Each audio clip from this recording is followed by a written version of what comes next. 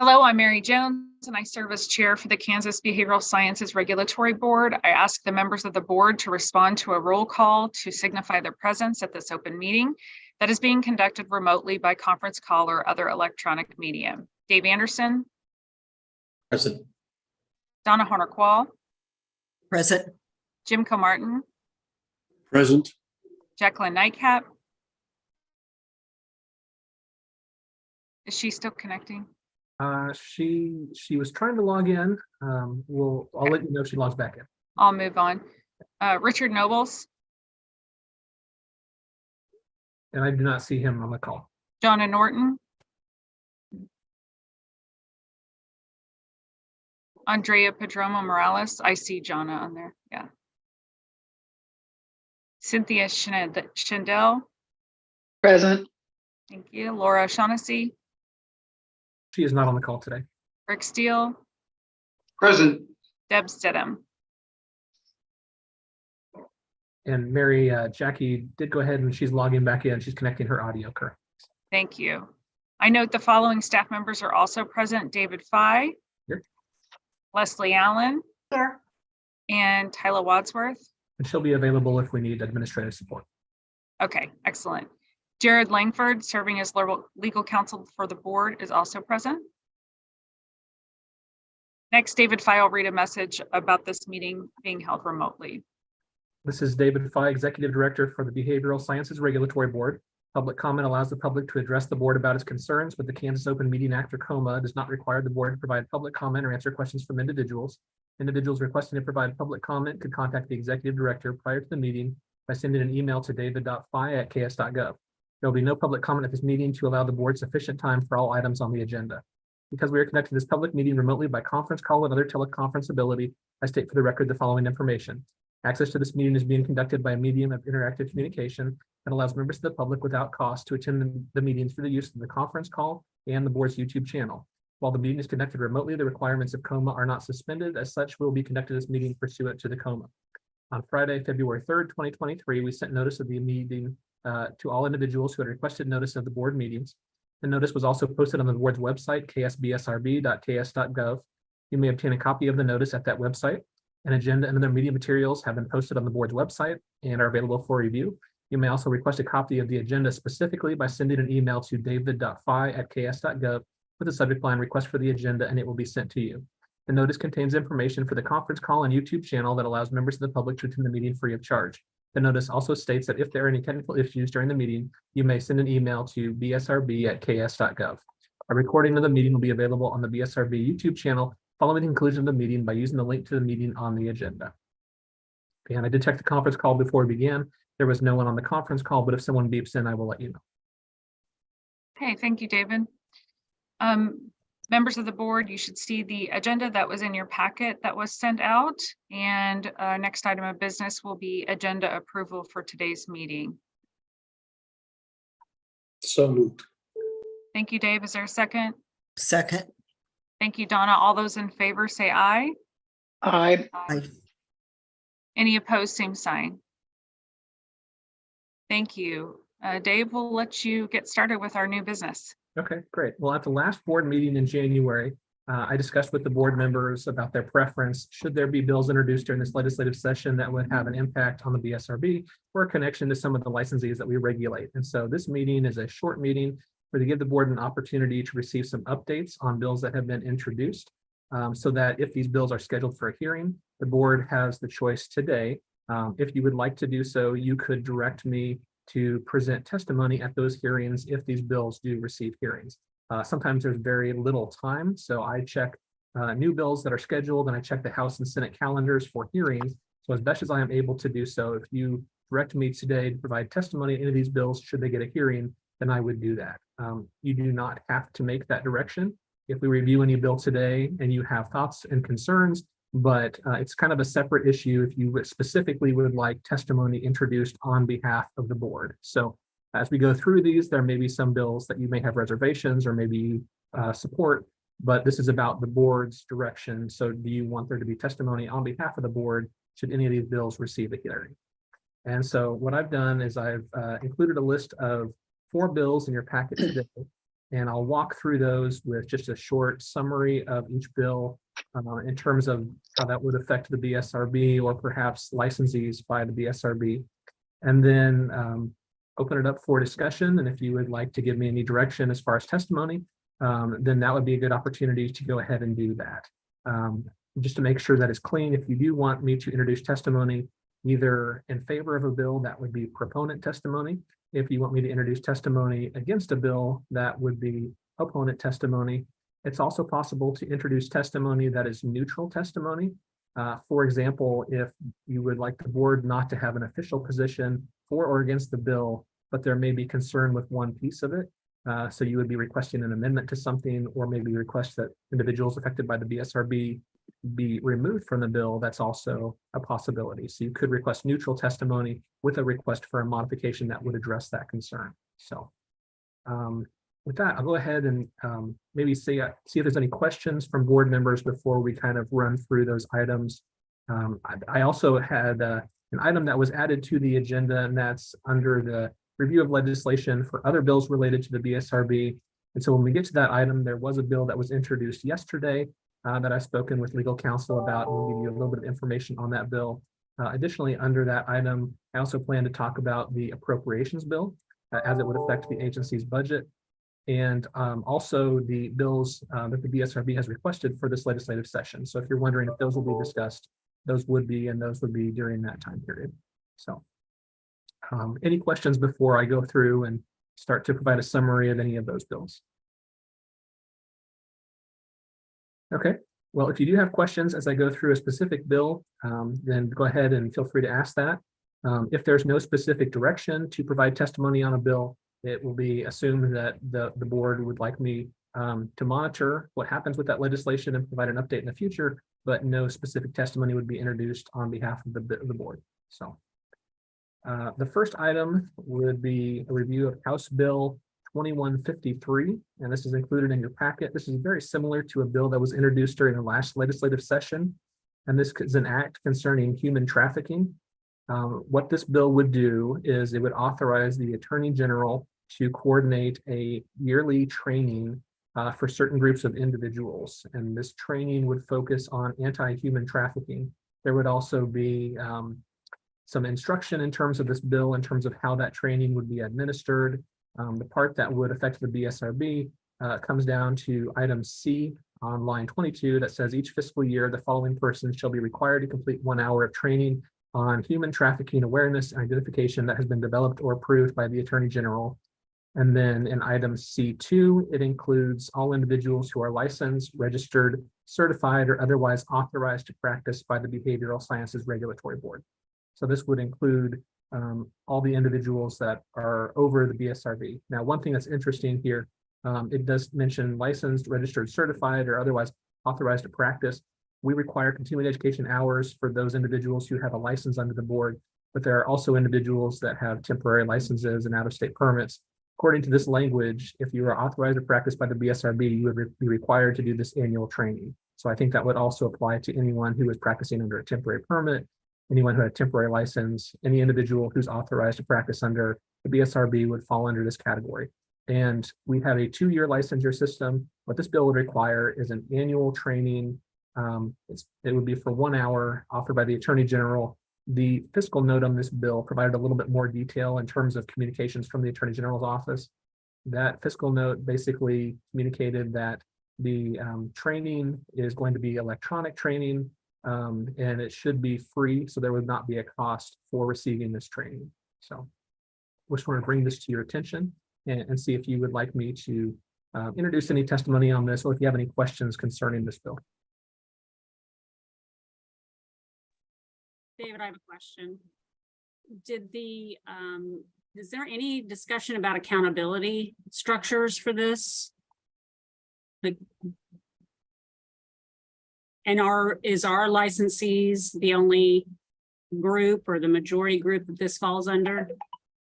So in terms of the different groups, the bill includes also all employees or contractors of the Kansas Department for Children and Families, the Kansas Department for Aging and Disability Services, or the Juvenile Services Division of the Department of Corrections, who in the course of employment have regular contract with members of the general public. Under C3, it also includes all teachers, administrators, and employees of any public or non-public elementary or secondary school or any post-secondary education institution as defined in statute, who in the course of their employment have regular contacts with children who are less than 18 years of age. And then all persons in item number 4, all persons licensed by the Secretary of Health and Environment who provide childcare services and the employees of such licenses. So those will be the groups of individuals that are covered, as well as all those that are authorized to practice by the BSRB.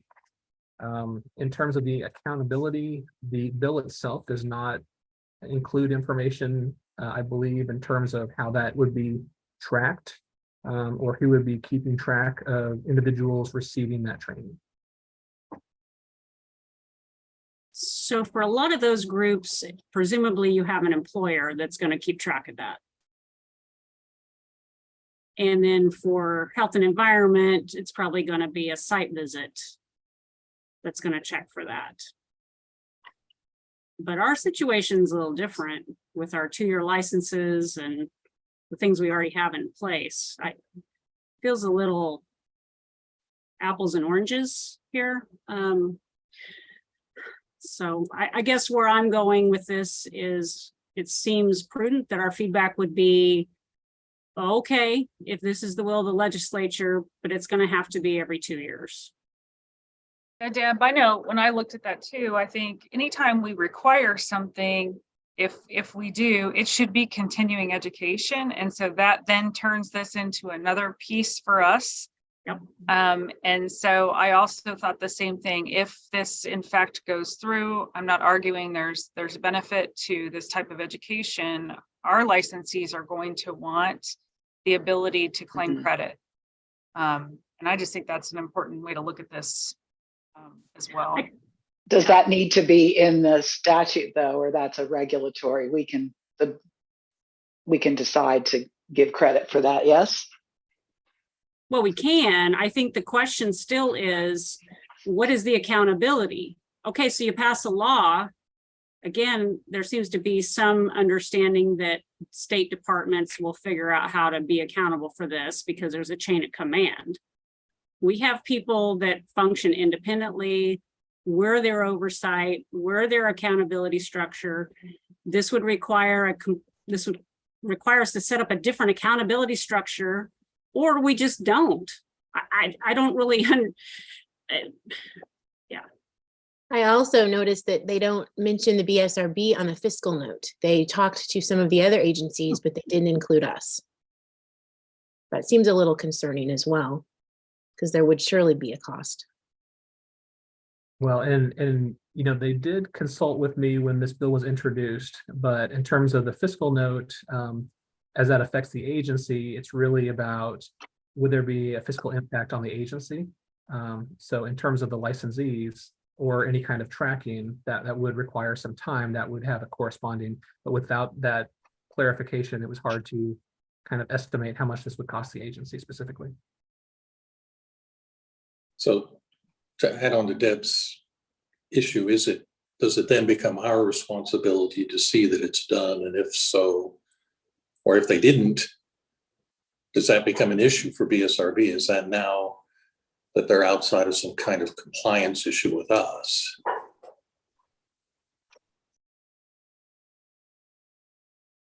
Yeah, sometimes bills like this say failure for individuals to, let's say, take that training could have a penalty. This bill just doesn't say anything to that effect. It's a pretty short bill. It just kind of outlines the process to develop that training, noting that it would include certain items, and then includes who it affects or who's required to have that training. But there's really nothing that says what the penalty would be for failing to have that training, aside from just being in violation of the law from not, corresponding to that. So. Kind of like speeding down the road. If you don't get caught, then no harm, no foul, right? Mm-hmm. I agree that at minimum, we should request that it be an every 2-year training to match our licensure structures. think the other question I always have about these things is, to require something every year, I would hope it's going to be modified, updated, different. Because again, otherwise getting the same thing every year is kind of silly. Not that we can't use repetition, but I'm not sure people will embrace it for the spirit of what's intended after time, if it's not. Mhm. Based on this discussion here, do we have an opinion about the direction for David? I mean, are we wanting him to provide proponent testimony or opponent testimony or neutral? I think there is a part of me that I understand the benefit of this training for a lot of groups. For licensed mental health professionals, I think they have a different level and depth of experience. I think there's a lot of problems with the way this written, just in terms of trying to do something across all social service sectors. And yet there's particular things with licensees. So, there is a part of me that is opposed to this Mhm. particular bill for those reasons. I think the intent is good, I think there's some flaws in it for us. But given David's point earlier, it could be more neutral testimony because there would be recommended changes if it goes through. I wonder about it coming through the AG's office too. Is that the right place to plan such a training? I think there is some expertise there. I've sat in on some presentations from some of those folks, but I think the continuity, the longevity of a requirement like this, I just think there's a lot of questions. I think the other thing, I think we could be on good ground to oppose it, just because we do a lot of work to try to figure out, do we want to require DEI as part of our continuing ed? And then it's summarily just, deleted because they don't want to require anything additional. But then this comes along. I realize this isn't being initiated by the legislature, but still, we should be in charge of what our continuing ed consists of, or at least initiating that. I'm comfortable either way, neutral with changes or opposition. So I'll be quiet for a little bit. Okay, members of the board, does it seem like that we're opposing this, or is there, I just kind of need to get a lay of the land here for David in terms of direction. How many are in favor of neutral testimony with changes? I guess. Yeah, I think I'm in the Rick camp here of the. That looks like majority of those in favor of opposing this. I think that's where I actually am right here, but I'm the minority, it looks like, in this. So Dave, is that clear enough for you? I think so, but let me double check. So if this bill would be scheduled for a hearing, I would introduce neutral testimony on behalf of the board. One amendment we would be requesting is that for individuals under the BSRB, the training would be once every 2 years, which corresponds to the continuing education requirements every 2-year licensure cycle. One question I have for you in that testimony, there was comments about they would like this training to kind of correspond a little bit closer to what we require from practitioners. We require continuing education from those that have a permanent license, and this basically covers all individuals that are authorized to practice. So would you also like to include language in there that it be for all individuals with a permanent license, as opposed to individuals who are authorized to practice under, let's say, a temporary license or out-of-state permit and things like that? I think that's a great note, and I would agree with that. I don't know what other board members. Well, I guess if we don't know if they're going to move to a permanent license, then it makes sense that they not be held to a new CE requirement until they are permanently licensed. I agree with that. By the way, Andrea Perdomo Morales entered the meeting, so she's present now as well. Okay, so I'll introduce testimony that'll be neutral, that will be requesting modifications on behalf of the board, given some of the concerns that were raised by the board members today. Thank you.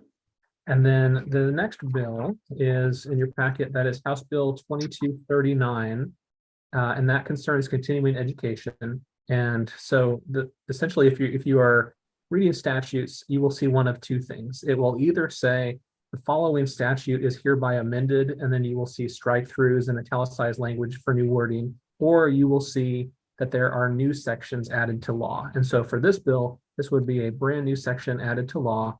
And if this bill would pass, it would essentially say that each board that determines the qualifications for individuals for licensure, and I'm summarizing here because they give other examples like licensure, certification, registration, but each board that determines the qualifications for individuals for licensure in the state of Kansas shall issue an exemption from such body's continuing education for a period of licensure to a licensee upon application if the licensee holds a current and valid license issued by any body that determines the qualifications of individuals for licensure for any occupation in the state of Kansas and self-certifies to performing not less than 1,000 hours in the lawful occupation during each period of licensure.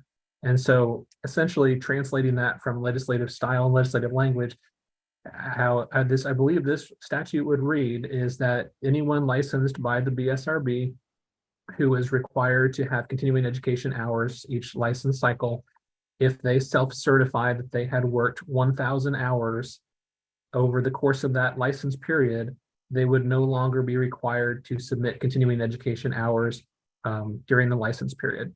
And just as a reference, I believe about 1,000 hours is about 6 months. So essentially, if they were working half of the year during the 2-year license period, they would not be required to do any continuing education during that license period if this bill should pass.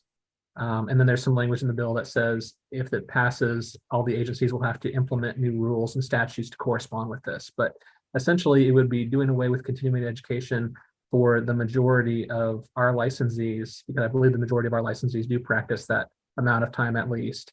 And I believe they probably would self-certify. In terms of a fiscal impact to the agency, for the social work profession, we do currently allow individuals to submit for pre-approval as a continuing education provider or for continuing education programs. And there are other professions that we are working on setting up based on recommendations by the board for those professions. So there would be a small fiscal impact to the agency, but really the main impact would be whether the board believes that this language removing the requirements for continuing education, is this something that you would like testimony introduced on should this bill get a hearing? Yeah, on this one, I think for me, this is an opposing type of testimony. I mean, I think we've all talked about continuing ed, and the continuing education is different than your daily work because it is about advancing skills or learning new skills. So that's my opinion. Other board members?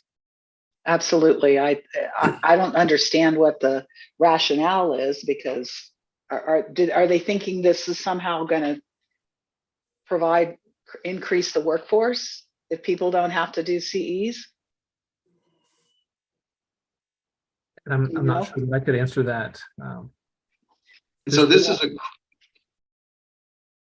is across any license state regulates. We're talking engineers, physicians, dentists.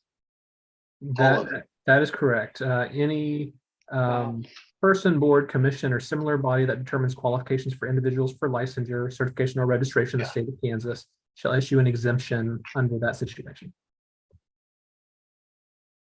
I would definitely be opposed to that. Yeah, it's a hard no for me. I agree. That's deprofessionalization. Exactly what that is. Well, it seems like on this one, there is consensus for the board to oppose, or to, if this bill gets scheduled for a hearing, I would introduce opponent testimony citing some of your concerns concerning our mission to protect the public and the value of continuing education as a component to that. I think staunchly opposed. like putting the house on the market kind of opposed. Lord. Okay, well, I will go ahead and be prepared for that and be monitoring if it gets scheduled for a hearing. Dave, can I ask is it appropriate? Are the other executive directors? So for example, Board of Healing Arts, do you have a sense for, I guess that was the question maybe Cynthia asked, where is this coming from? And it's obviously not, but would we find support, do you think, with other profession, other boards? I believe so. Based on just conversations I've had with other agencies, I think the vast majority of state agencies, if not all, value continuing education as a component of licensure. And so I think there'd be wide support from the regulatory boards on that issue. This bill was requested for introduction by the Committee on Welfare Reform, but I'm not sure which individual specifically requested that it be introduced in that committee.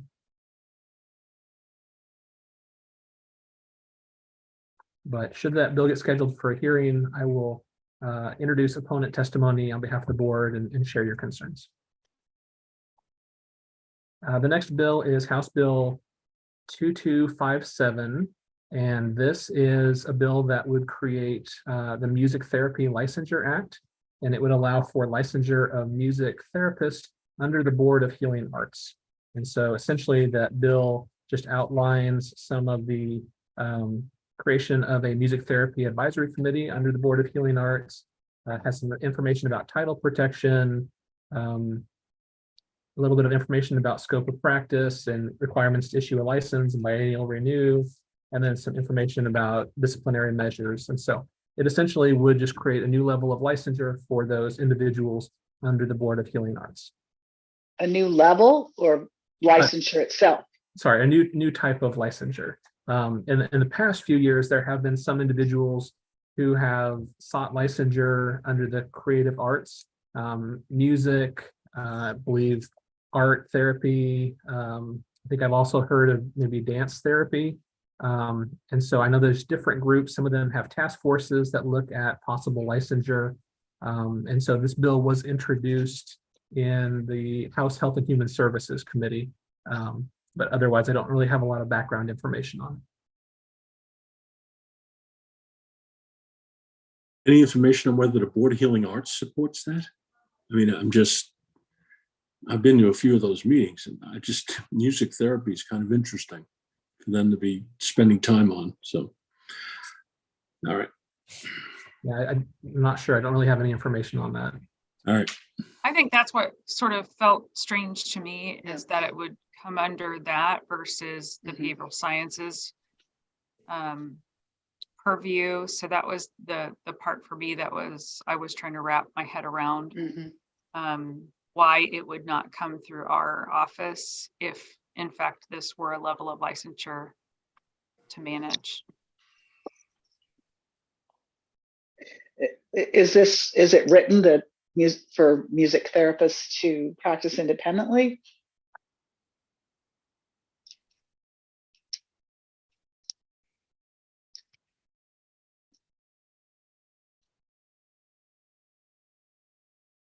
That is a good question. There is language about just a level of licensure that requires a bachelor's degree or higher in music therapy. There is some language as far as getting clinical training hours. But the only reference to a license I see would just be as a license as a music therapist. Well, I agree that it makes more sense for them to be under BSRB.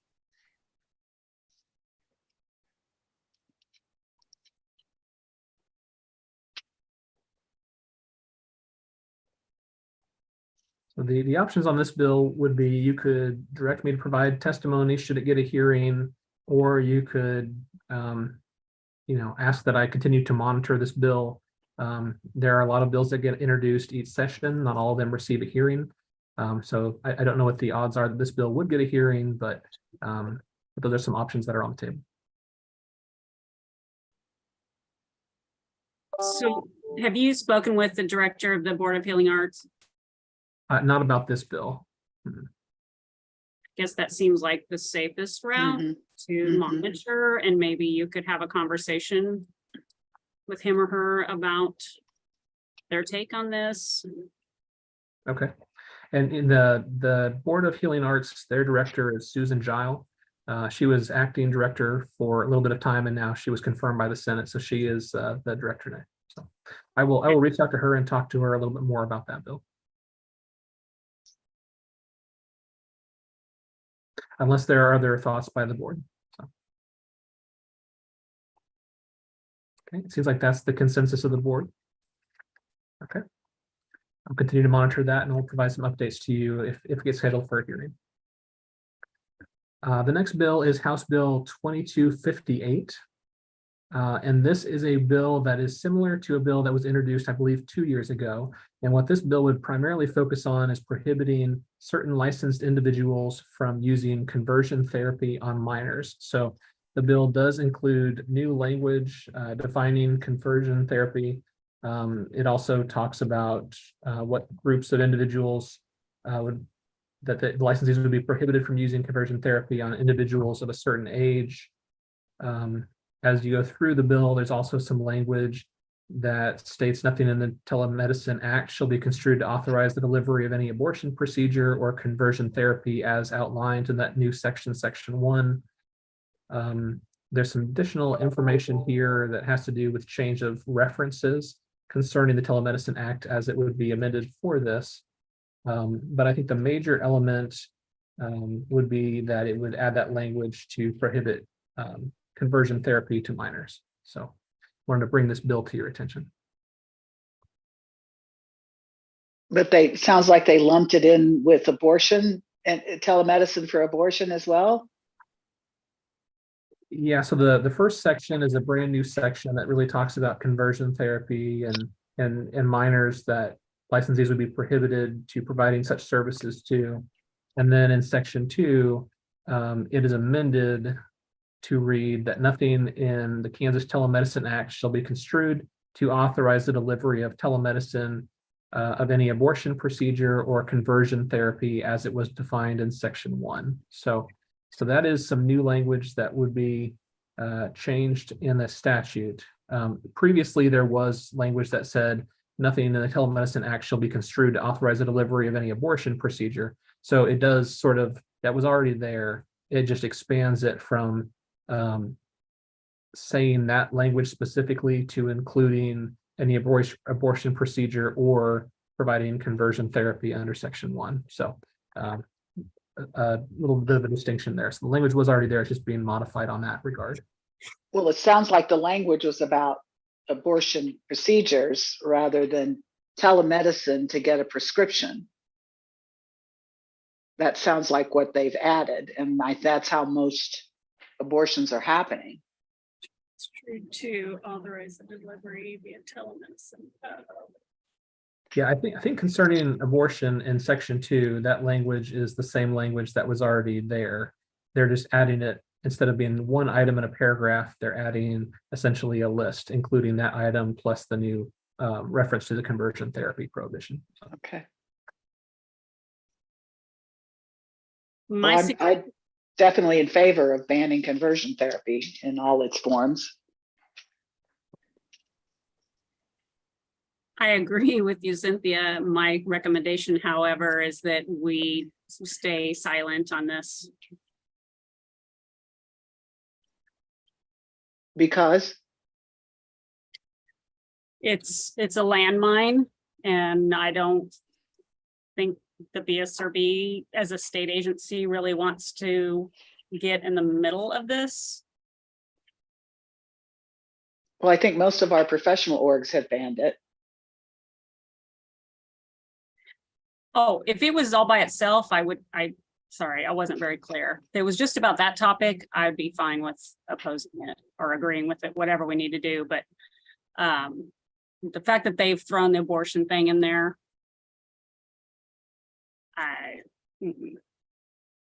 I'm not sure what the purpose of that is. Is it possible, Dave, to to do neutral testimony and stick to the only topic of conversion therapy? I mean, this is the nature of bills, right? Things get thrown in and packed in, and what looks like a telehealth bill is something else. And but I'm just asking a question. Yes, that would be a possibility. I could provide neutral testimony and just speak to one part of a bill, if that's something the board would be in favor of. Board So how members, would- go ahead. Go ahead. How would you be neutral about, how would you do that? Say we're in favor of the conversion therapy ban part of it only? But that sounds like proponent testimony. I get a little persnickety when you try to cloak supportive testimony and neutral. So I say we either go out on a limb and say we're in support. I don't know. I just don't know. I don't know how you say it. So I'll be Would quiet. it be neutral? Would it be neutral to make a statement that each of the following professional organizations has, if all of our professional organizations have introduced recommendations that our professions not engage in that, is that fact a neutral fact? I don't know. There is also a danger. Sometimes when you provide neutral testimony, they say it says neutral, but it sure doesn't sound neutral. And so that's a danger too if you introduce testimony on subjects without, Yep. You really have to kind of have a good grounds for saying why you're neutral, and it does open yourself up to a little bit of criticism sometimes. So. Dave, I have a question, clarification. Didn't think I was going to be able to make this meeting. This conversion therapy they're referencing is the one in which you cannot try to change somebody who sees themselves in a particular way away from that, or is it not allowing youth who want to move forward in becoming transgender? Because I know that was, I'd heard that bill was out there. So I'm just, not having read this bill, I'm trying to understand which of those we're talking about. So the bill does define conversion therapy on section 1, line 9. It says conversion therapy means any practice or treatment that seeks to change an individual's sexual orientation or gender identity, including efforts to change behaviors or gender expressions, or to eliminate or reduce sexual or romantic attraction or feelings toward individuals of the same sex or gender. However, that section is about 5 lines long. Following that is a section 2 that says conversion therapy does not include any practice or treatment that, and then there's about 20 lines that are much more detailed in terms of what it wouldn't include. So I'm not sure that I could speak very well in terms of some of this topic area, because I think the very next line speaks to Dave's concern. It says it does not include any practice or treatment that provides assistance to an individual undergoing gender transition. So this, in my read, is clearly about therapeutic efforts to get them to change their minds. So this basically says if they're under 18, you can't do that. You can't try to get in the way of that. But if they've already made up their mind, if it's already happening, then conversion therapy does not include support, assistance, allowing them to do it, all those other activities.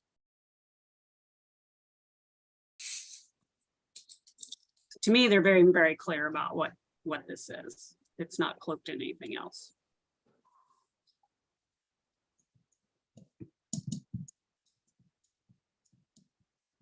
I'm frankly doubtful this is going to go anywhere. I don't think it has much of a chance of going any further. So I don't know that this is one we necessarily, I don't know that we want to invest a lot of energy on it. That's my take.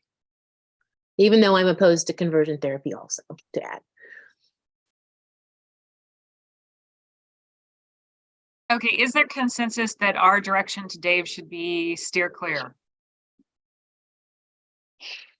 Is there anyone who opposes that?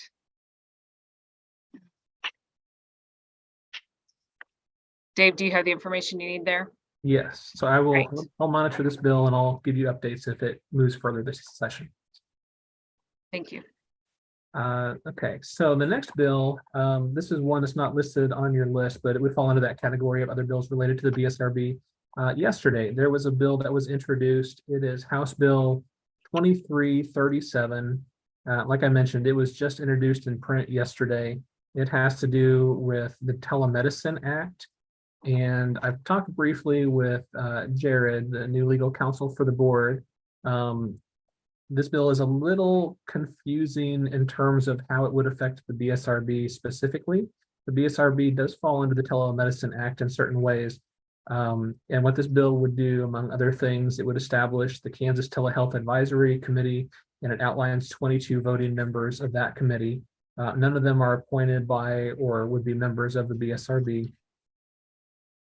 It does include some language that defines in-state practitioner as well as interstate health practitioner.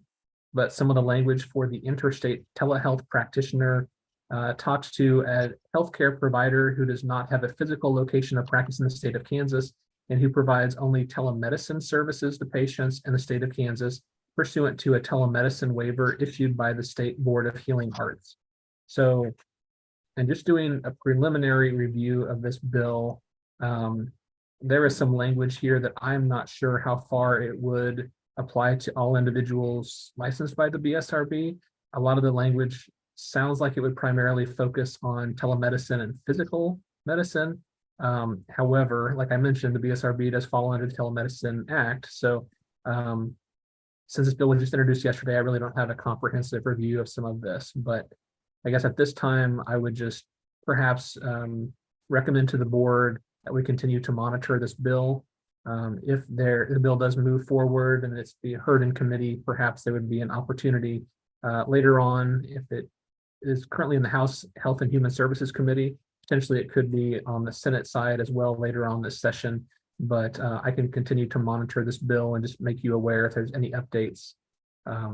So that's kind of what my recommendation would be on this bill, just how recently it was introduced and not really having had the opportunity to look too close into a lot of the details in this bill.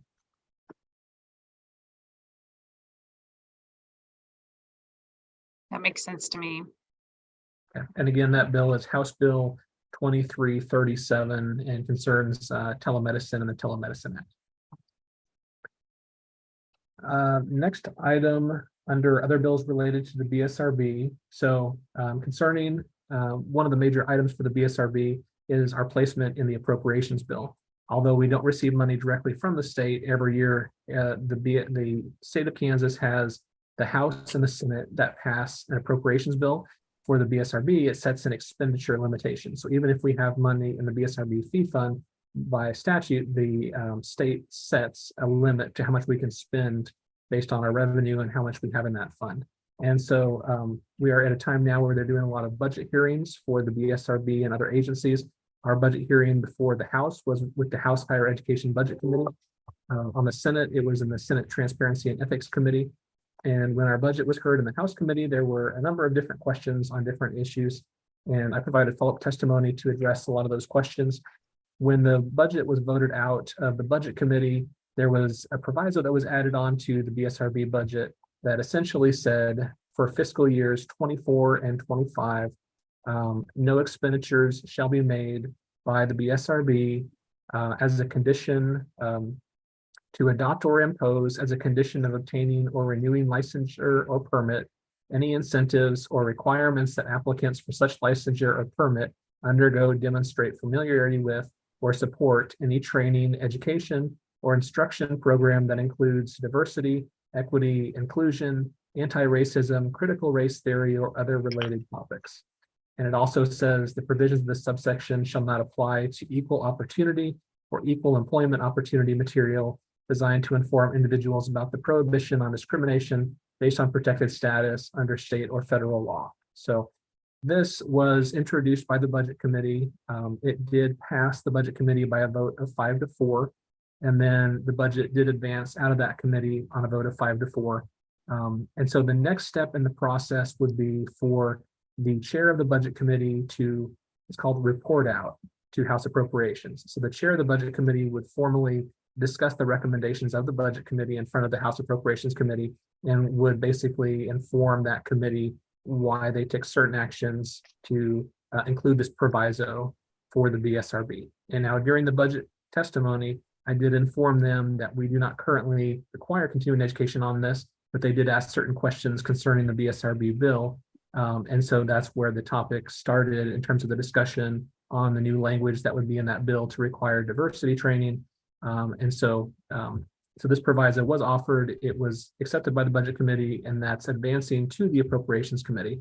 I just wanted to let you know, I've reached out to the chair of House Appropriations, and I'll be meeting with him tomorrow to answer any questions and just speak to anything in the bill that the board would be supportive of in terms of changes to continuing education, and also to clarify any questions he has concerning this budget proviso.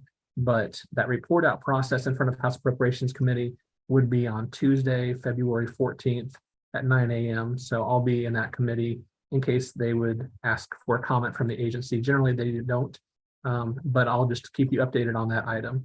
In case you would like to know this process a little bit more in depth, the House and the Senate reviewed the budget for the BSRB separately.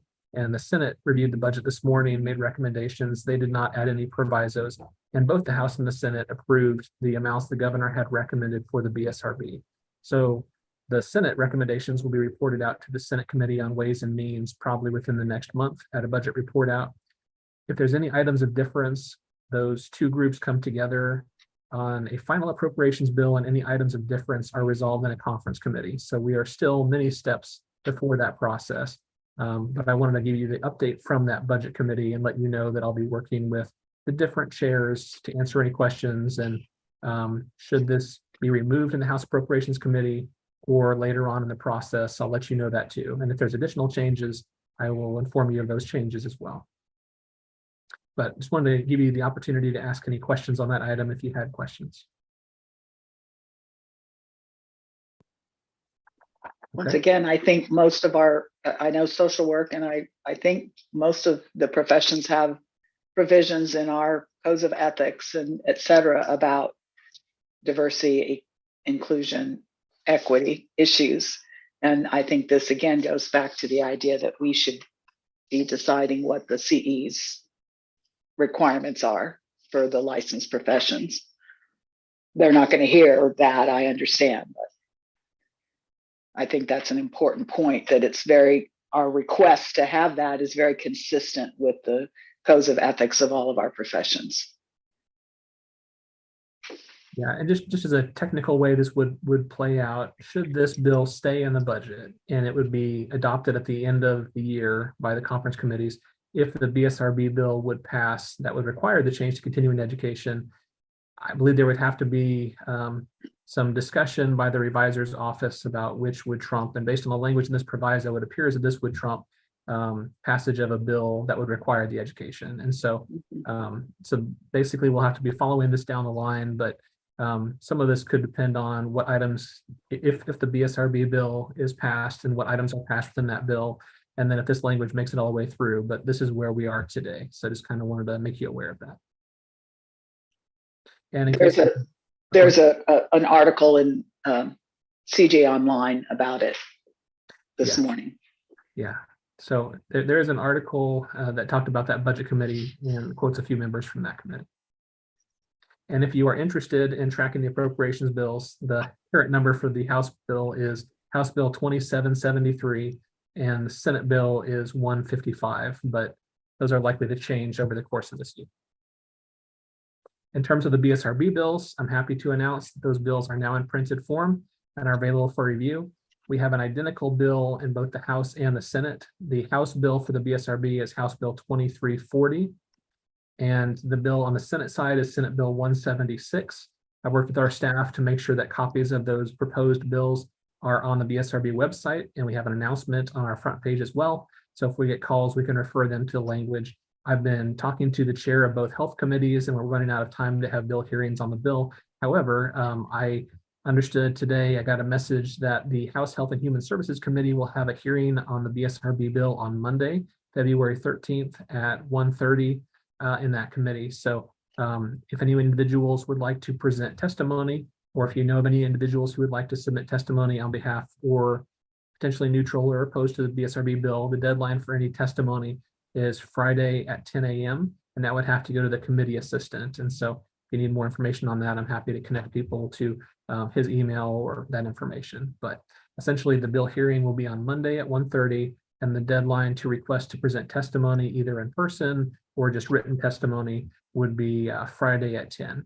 And just as a reminder, board members are not able to express their own beliefs as that of the board, but any individuals can provide testimony on your own behalf.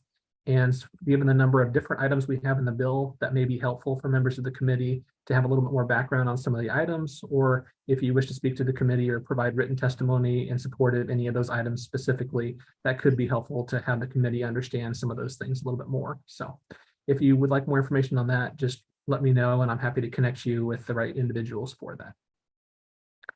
And then I was made aware that there may be another bill released this session related to the BSRB. There was a bill introduction in the Higher Education Budget Committee. So there may be another bill relating to the BSRB, but I don't believe that bill has been formally introduced yet. So that is not one that was coming from the board, but it could affect our licensees. And so I will keep you aware if that bill should be formally introduced, and it would have language concerning the licensees. And so that's all that I have in terms of the review of bills. And there's one other item on the agenda, but before I move to that item, I wanted to see if there's any questions concerning the bills.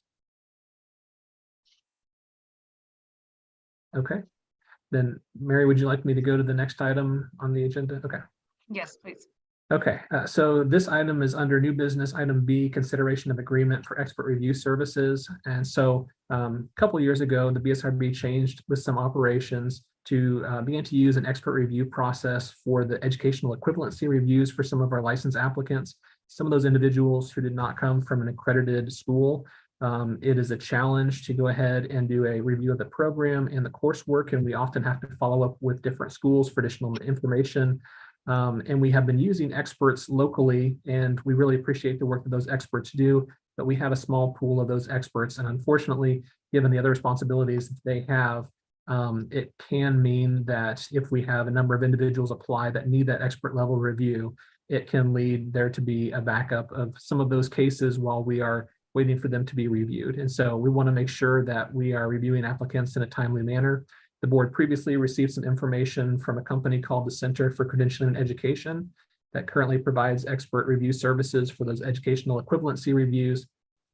And at one of the previous board meetings, the board asked me to reach out to states that use those services. I have spoken with several states, and the information that I received back was positive in terms of working with that company. And I just kind of wanted to communicate to you today. I think based on the applications that we have been receiving, I really feel a need for us to, what I would propose for the board would be to enter into a short-term contract, not to exceed $5,000, to allow us to work with that company. And what that company would do is they would review the programs and coursework for specific applications that we would send to them to make sure we don't have any of those that are waiting too long for experts to review them. And then the cost for that would be $150 per professional counseling application and $100 per addiction counseling application. And those costs would be equivalent to what we receive from some of our expert level reviews. In some cases, it would be less based on the complications involved. So the BSRB would be able to absorb that cost right now.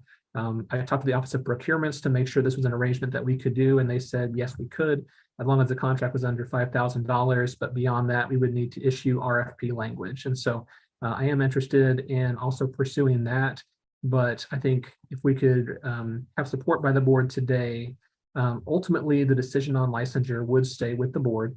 This would just be a way for the board to receive a report with analysis from individuals who already provide these services in other states. And it would be informative to the board, so you would have better information to make your decision, and it would allow us to cut down on some of the wait time for some of those applicants who came from non-accredited schools. So that would be the ask to the board today is, would you grant approval for me to work with that company and also our legal staff to execute a contract not to exceed $5,000 for us to be able to send some of those materials to the company. And then also with the idea that we would be looking at RFP language past that point, which would allow it to be opened up and any other individuals or companies providing similar services could apply under that. So moved. Second. Second. All in favor, say aye. Aye. Aye. Any opposed, same sign. All right, excellent. Thank you. I believe that concludes our agenda. Is that right, Dave? Yes, and so it is possible that more bills could get introduced. We're getting a flurry of those. I don't think the board will have the opportunity to meet again before the full board meeting in March, but I really appreciate you taking some time today to have a quick meeting. I think providing direction to me to introduce testimony will be helpful just to make sure the board's voice is heard. And so thank you again for meeting today. I really appreciate it. I move to adjourn. All Second. in favor? Aye. Aye. Thank you, Aye. everyone. Have a Aye. great day. All right, thank you, everyone.